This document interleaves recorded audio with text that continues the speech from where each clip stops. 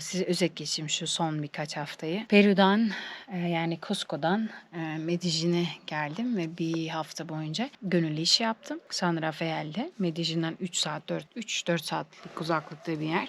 Bunun sonrasında küçük bir kasaba var, Guatepe. Oraya gittim. Orada 2 gece kaldım. Sonrasında ikinci gönüllü işi yapacağım yere gittim. Geldim oraya ve oranın sahibi olan adam kalacağım yeri gösterdi ve çadırın içinde. Çadırın dışını da naylonla çevirmişler.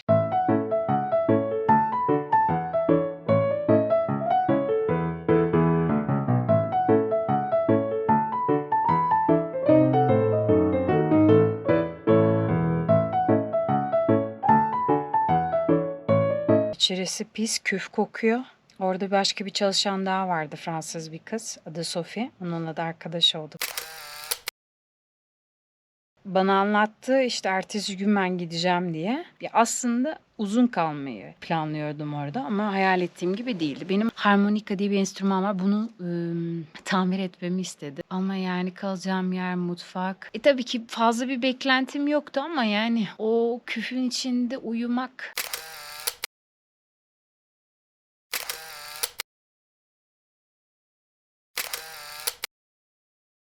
Sonra ertesi gün video yolladı. Fare yakalamak için böyle bir kap gibi bir şey. Ondan kartondan kap yapmamı istedi. Sonra bu malzemelerin olduğu odaya gittim. Hiçbir şey bulamadım. Adam da yok ortada. Yoga dersleri veriyor bütün gün. Ben de sonrasını düşündüm. Gitme kararı aldım. Zaten birazcık hastaydım. Cusco'da herhalde yemeklerden dolayı birazcık midem bozuldu. Bu 2-3 hafta falan sürdü. Kızın gideceği gün eşyalarımı topladım ben de onunla birlikte. Medellin'e doğru yol aldık. Medellin'de de dedik bari güzel bir yerde, rahat bir yerde kalalım.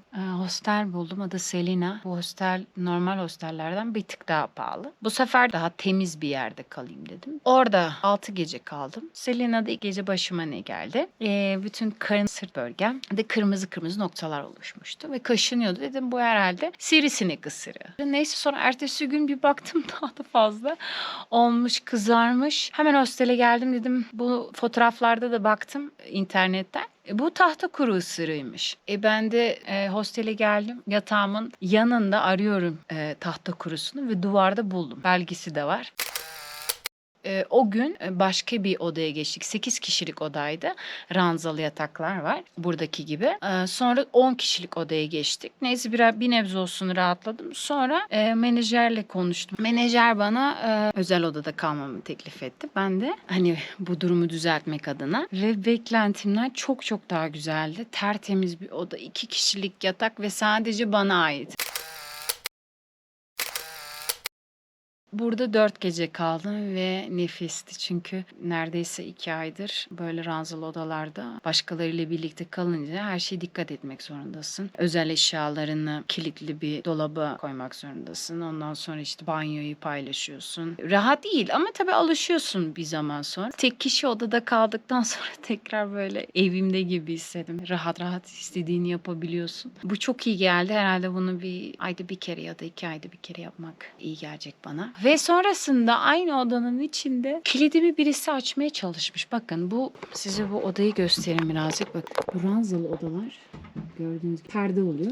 Hani birazcık özel alan oluşsun diye. Burası da benim kaldığım. Böyle kapatıyorsunuz. Sonra rahat rahat uyuyorsunuz. Böyle burada da lambası var. Bakın şuradan böyle tak. Böyle açıyorsun. Kitap okumak istediğiniz zaman benim eşyalarım.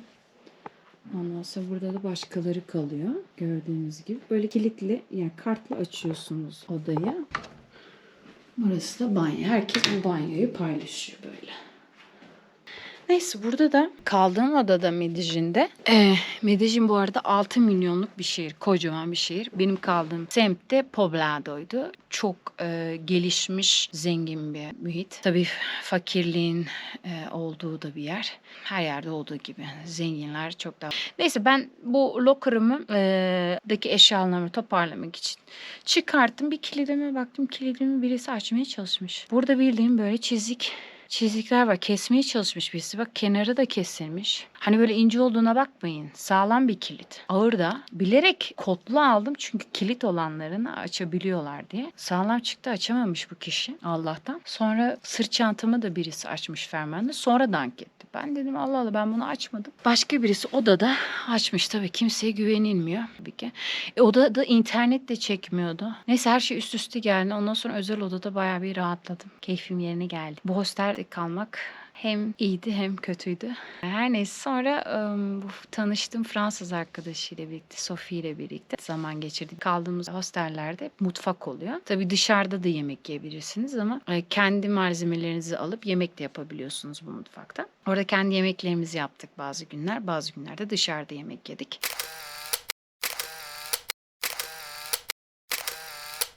Burada işte turlara falan katıldık.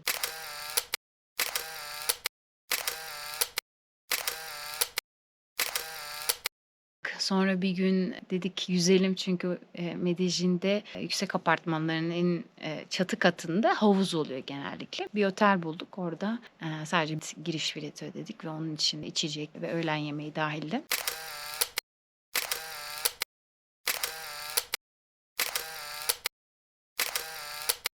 Sonrasında o hostelden ayrıldım. Salento'ya geldim. Şu an Salento'dayım. Salento'da Medellin'den 7 saat uzaklıkta olan otobüsle geldim ve otobüs yolculuğu felaketti çünkü yolda çalışma vardı. Bayağı bir trafik vardı, yani bekledik hep.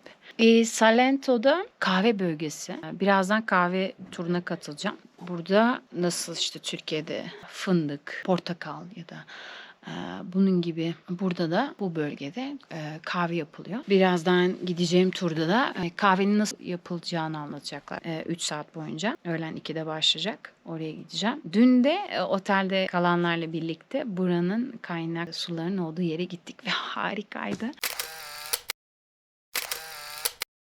Yarın da Cocorono diye doğanın içinde olan böyle uzun palm ağaçlarının olduğu bir yere gideceğim. At turları veriyorlarmış ya da yürüyüş yapabiliyorsunuz. Yani yürüyüş yapacak modda pek değilim. O yüzden herhalde atla birlikte tura katılacağım. Cumartesi de Cali'ye gideceğim. Cali salsanın, yani dünyada salsanın başkenti diye tanınıyor. Orada bir ay boyunca bir hostelde gönüllü iş yapacağım. Hostelde çalışmak aslında önceliğim değil ama Cali tehlikeli bir yer olduğu için, emniyet bir yer değil diyorlar. Yani gündüz bile dışarıda tek başına yürümeyin diyorlar. Yani kiminle tanıştıysam aynı şeyi söylüyor. Bakalım öyle mi gerçekten? O yüzden hostelde kalacağım ki hem orada çalışanlarla biraz İspanyolcamı geliştirmek adına hem daha emniyetli olduğu için.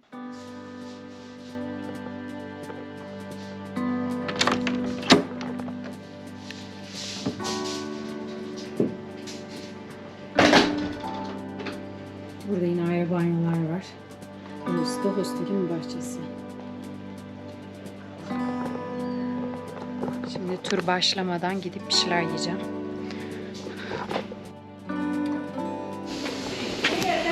Burası yine hostelin ortak alanı. Bu da buranın maskotu. Hey, bak Osu. Şuna bakın, devasa. Osu ve ötekinin adını unuttum. İkisi dev gibi, bakın. Benim kadar varlar. Burası da hostelin mutfağı. Güzellik.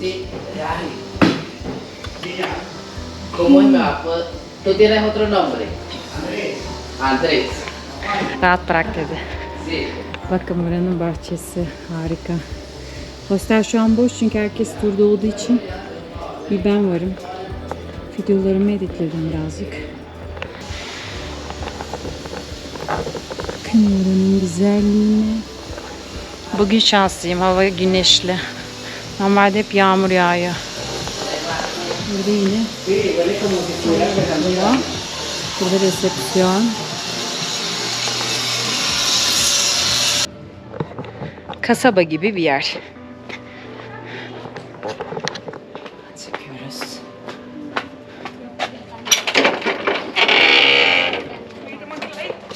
Her yerde atlıyor. Birazdan sokakları göstereceğim size. Guatape'deki gibi Kolombiya'daki evlerin duvarlarını, dış cephesini hep böyle renkli renkli, böyle cart renklerle boyuyorlar. İşte pembe, mavi, yeşil gibi. Bütün sokaklar bakın böyle renkli.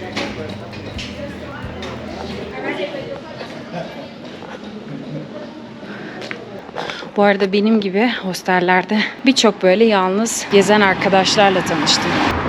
Benim gibi işte işi bırakmış, okulu bitirip ara verip işe başlamadan işte yarım sene, bir sene böyle gezenler var ya da gönüllü iş yapanlar var. Çoğunluğu Avrupa'dan tabii. İşte Alman, Hollandalı, Belçikalı, Fransız, çoğunluğu bu ülkelerden geliyor. Ve inanmayacaksınız ama birçok kişi benim gibi işi bırakıp geziyor. Kolay değil tabii ki işi bırakmak ama bu bir seçim. Burası Salento'nun meydanı. Merkez bölgesi. Gördüğünüz gibi çok insan yok. Sakin bir yer. Başım yandı. Şapkamı da unuttum. Kolombiya'daki insanlar çok sıcakkanlı. Yalnız Peru'daki gibi İspanyolcaları pek öyle kolay anlaşılmıyor. Biraz şiveli konuştukları için çok zor anlaşılıyor. Yavaş konuşur musunuz diye sormam gerekiyor çünkü zor oluyor takip etmesi.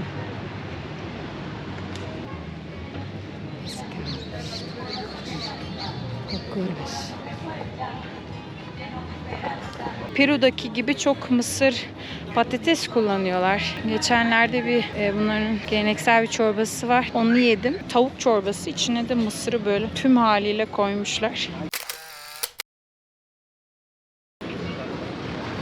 Kafeye gidin yani.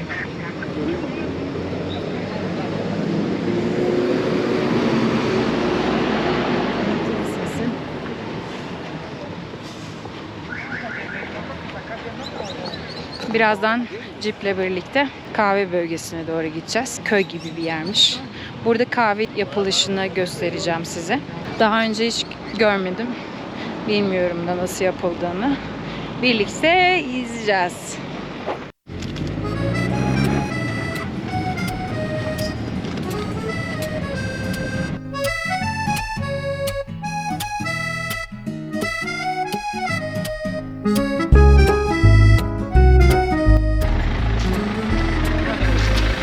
Evet, geldik. Şimdi burada turumuza başlayacağız. Size adım adım göstereceğim nasıl.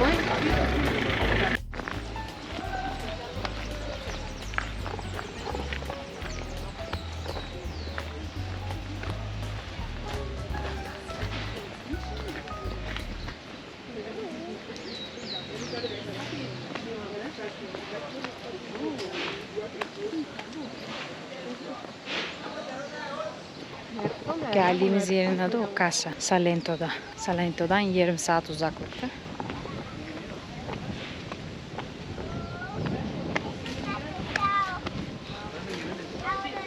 Buradan şimdi biletleri alacağız.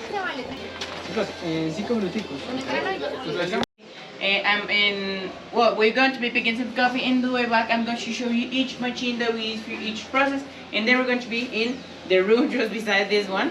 In there, we're going to do a couple of sensorial activities. First of all, we have to analyze the smell, the taste, and the density of some fruits, and then we have to do the same with some bottles. We have to smell them. We have to say how they smell like. Huela. Okay, here you go.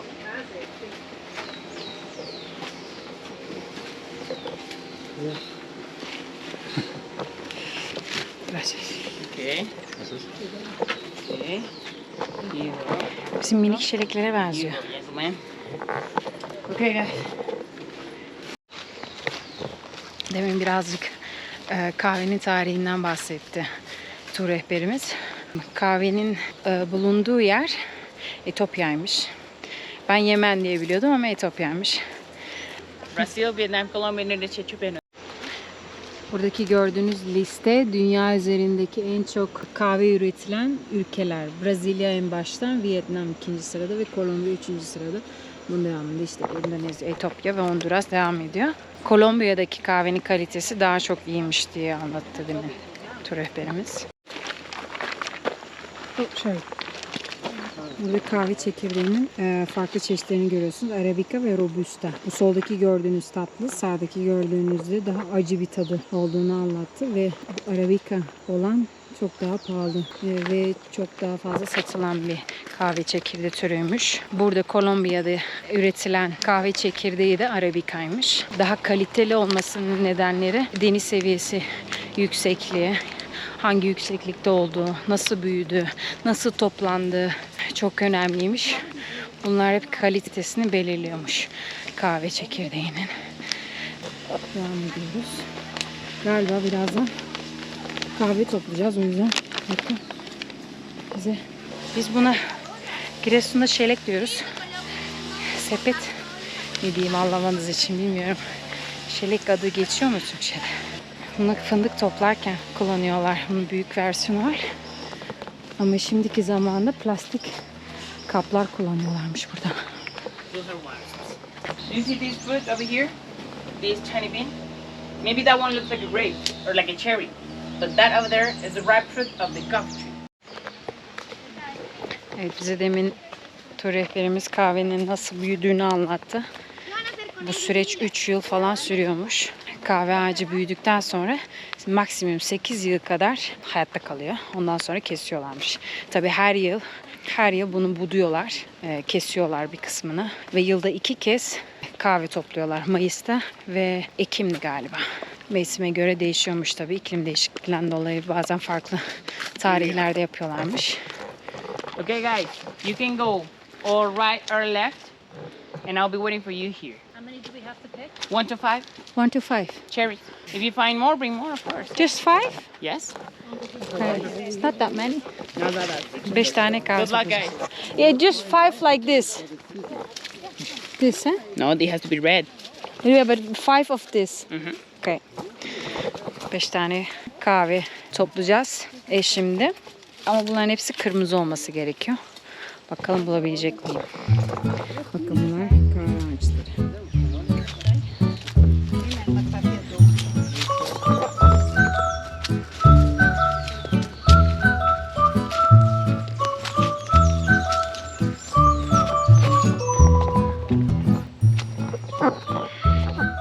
Kahvenin kilosu burada 1000 Kolombiyan pesosu. Yani 4'e bölünce 25 kuruş ediyor. 25 kuruş yani euro olarak. Çok ucuza satılıyor. Hepimiz yani 10 bin, 20 bin falan. Hatta 50 bin diyen oldu. 1000'miş. 25 kuruşa. Ve bu bitli olan kahveler, iyi olan kahveleri yurt dışına satıyorlarmış. Kötü olanları da yerliler içiyor. Çünkü bu iyi olan kahveleri tabii yurt dışına satıyorlar. Ben bulamadım ya. Bunların hepsi yeşil. Yok. Olmamış bunlar. Bunların da buldum bir tane. Bakın. Olmuş gibi ha. Tam kırmızı değil ama. Bakın bu kahve. Bunun içindeki kahve çekirdeğini, tabii bunun bayağı bir uzun bir süreci var. 3 ay falan sürüyormuş galiba. Bunun işte pişirme süreci mi? Tam olarak bilmiyorum ki adlarını. Evet. Tamam bakayım. 6 tane toplamışım. Bu kırmızı şekli olmuş haliymiş. Bunun sarı cinsi var, kırmızı cinsi var. Buradaki Kolombiya'daki kahve çekirdeğinin türü de Arabica'ymış. Yani Etiyopya'dan gelen kahve. O yüzden adı Arabica.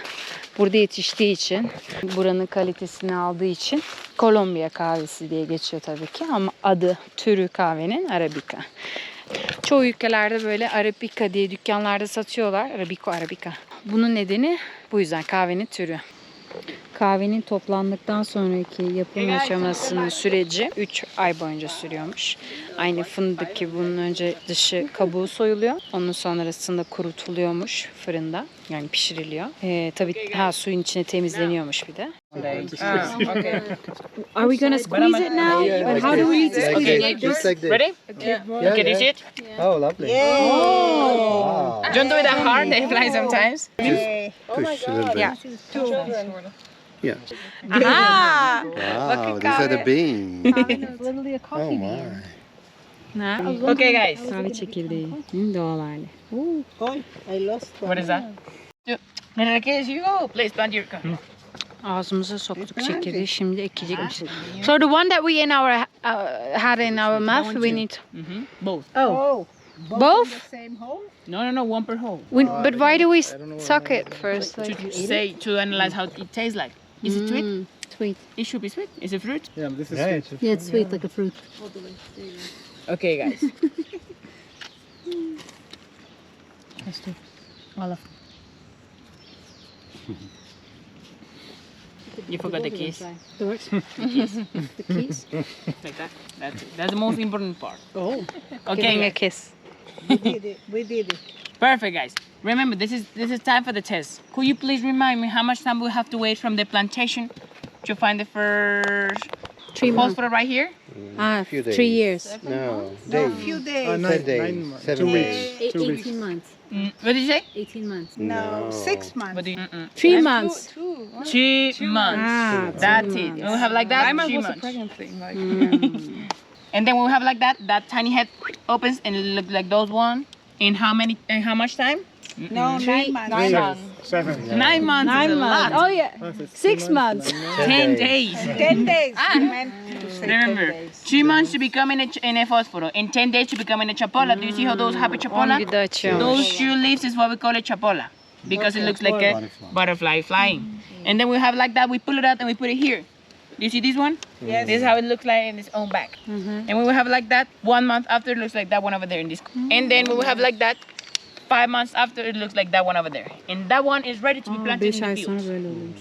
And then after this, it's gonna be like this. Huh? 8 years max. After Bundan that, sonrasını buraya dikiyorlar. 15 years. But it's bigger, the currently Of way. course. Böyle bir makinenin içinde çekirdekler. Kabuklarından böyle eziliyor bu makine içinde. It's his fault. It's not my fault. I didn't pick it.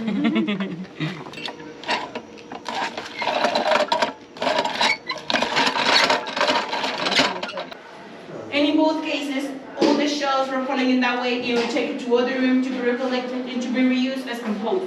Remember that we try to be a sustainable farm. That means that we try to reuse everything. Leaves and shells, compost. Wood to in the kitchen and coffee is always consumed with the waste of the part of the plant. İşte kahve yapımının yapım aşamasının süreci. Şimdi nerede kuruttuklarını gösterecekler. Burada kahveyi yıkıyorlarmış. We have a second method, which is this place over here. This is a metal bag. It works like an oven. We put the coffee in, and then we close it, and then we burn something called pisco right here behind you. That is the second shelf of the coffee. Remember that when we peel it, we get to see this color. We let that sit dry. And when it's already dry, we peel it again, and that second skin is the thing. We call it Cisco. It needs to be 35 to 45 degrees Celsius during 3 to 4 days to achieve the humidity that we're looking for. We're looking for a humidity of 10 to 12% inside of the seed. Bataryam bittiği için telefonla çekiyorum şu an. Kahvenin kurutulmuş olduğu yeri göstereceğim. I need you please to choose one randomly, a random bin right here, like that. Close it. One. Squeeze a little, guys, squeeze a little.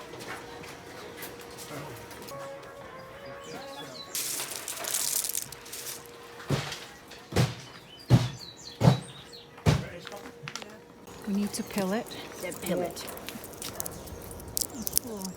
It doesn't look like the coffee we used to drink. Kahve ilk önce kurutuluyormuş. Sonra da fırında pişiriliyor ve yani kahverengini pişirildikten sonra alıyor. What is wrong with this coffee right here? This one is the one with insects. Exactly. That is the bag coffee. That's the coffee that had a bag inside. It's called pasilla, or more known as second grade.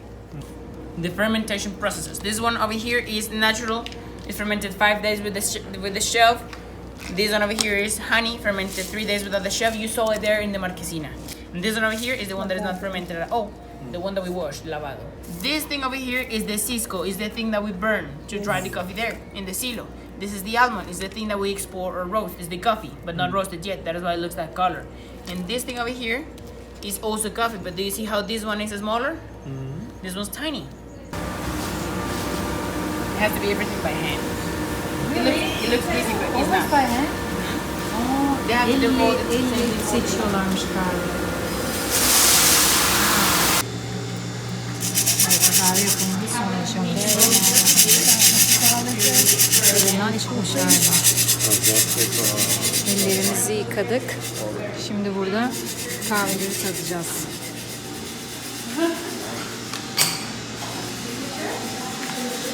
I have to shake them and then I smell them and I say, oof, I don't like it. Maybe the next one, or maybe the next one, or maybe the next one, or maybe the next one. That's what we have to.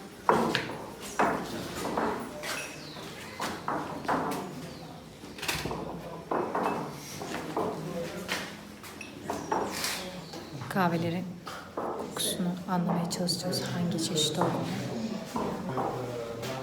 Hepsi aynı kokuyor. So it's just a way of how to drink coffee.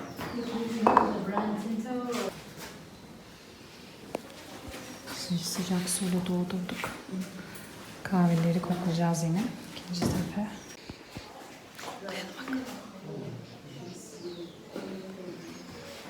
Okay, we have to do something called break the cup. What is break the cup? You have to put some water in the cup and then with the spoon, and then you have to move as gentle as you can be the coffee in the surface. And I say goodbye.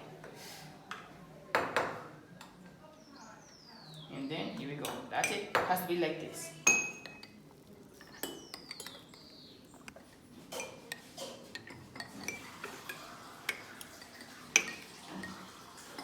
And how do we have to drink it? You're going to kill me, but I need you please to slurp as strong as you can. Like this. You grab a sip. It doesn't have to be a lot of coffee, just half of the spoon and then you. And then you go with the second one. I'm gonna play you.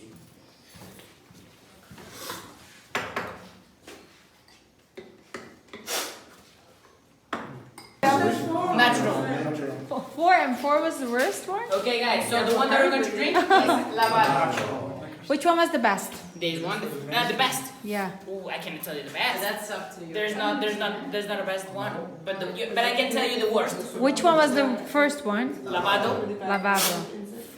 not fermented coffee.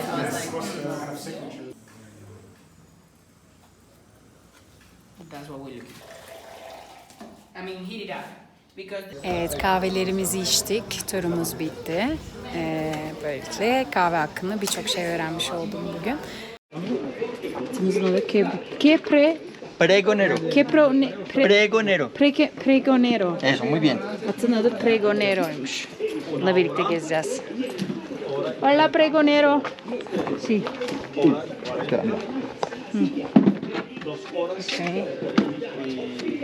Este pie allá, estíralo. Allá. Eso, muy bien.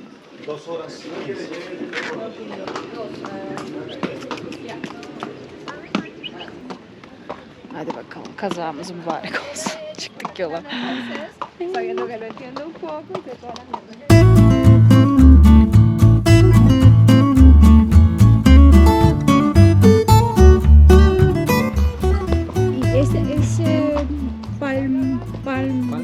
Palma de Colombia, ¿sí? Palma de cera. ¿Qué nombre? Palma de cera.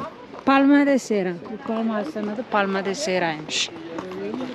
¿Pero solo aquí o también en diferentes Las hay en otras ciudades? partes de Colombia, pero como tal, acá es el único punto donde se visita.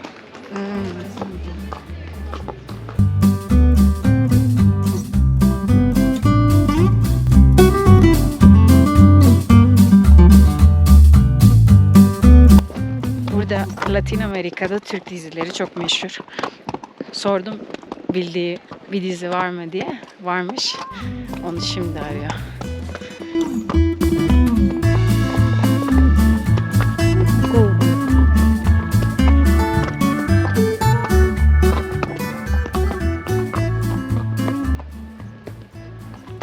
Está allá.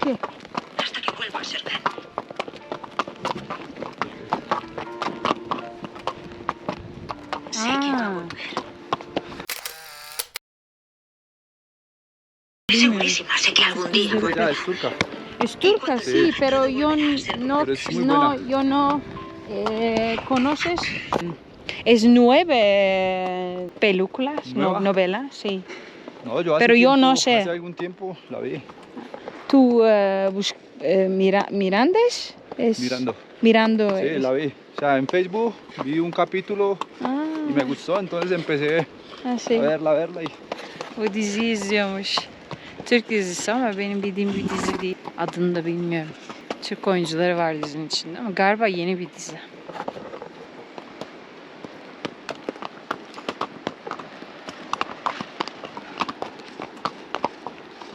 o sea, ellas vivir 150 años a 200 años.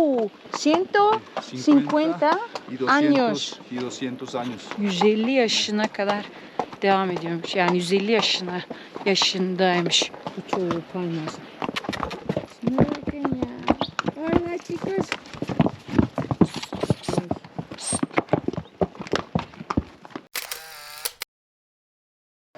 Şimdi yukarı doğru yürüyorum. Hava bir ısınıyor bir soğuyor. Aynı Peru gibi. 20 dakikada aşağı inmem gerekiyor. Bakalım saat kaç? Saat şu an 10'u 25 geçiyor. Şöyle şu doğanın güzelliğine bakın. Harika bir yer.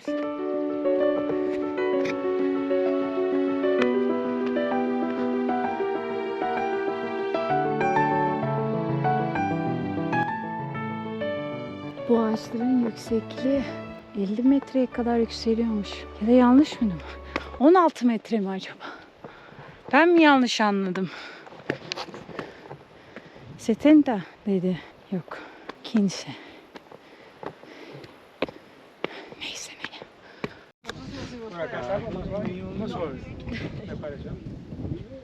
Evet, yukarı tırmandım. Şimdi şu gördüğünüz gün üzerinde Bir fotoğraf çekeceğim. Ve sonrasında tekrar aşağı ineceğim.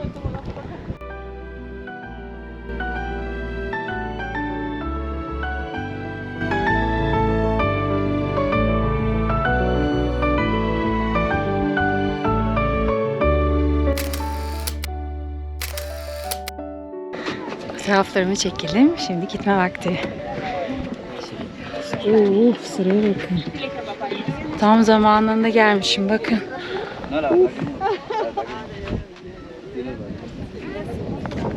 Herkes fotoğraf çekiliyor tabii bu güzel manzaranın içinde. Bakayım saat kaç. Gitmem gerekiyor galiba.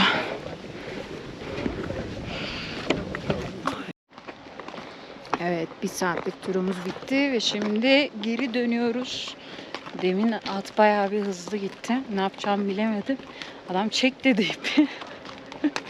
Çektim. Durdu. Çok şükür. Bu Kokora.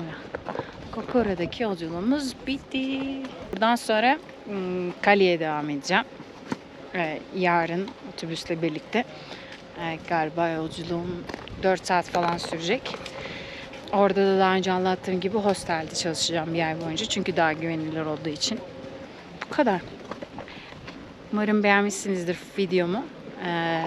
Abone olmayı unutmayın. Sevgiler, saygılar. Hoşçakalın.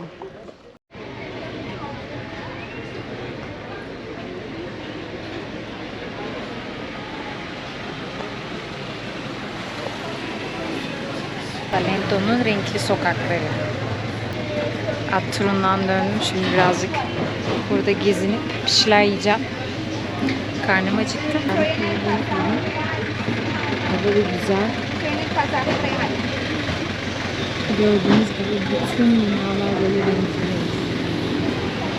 Kırmızı, yeşil.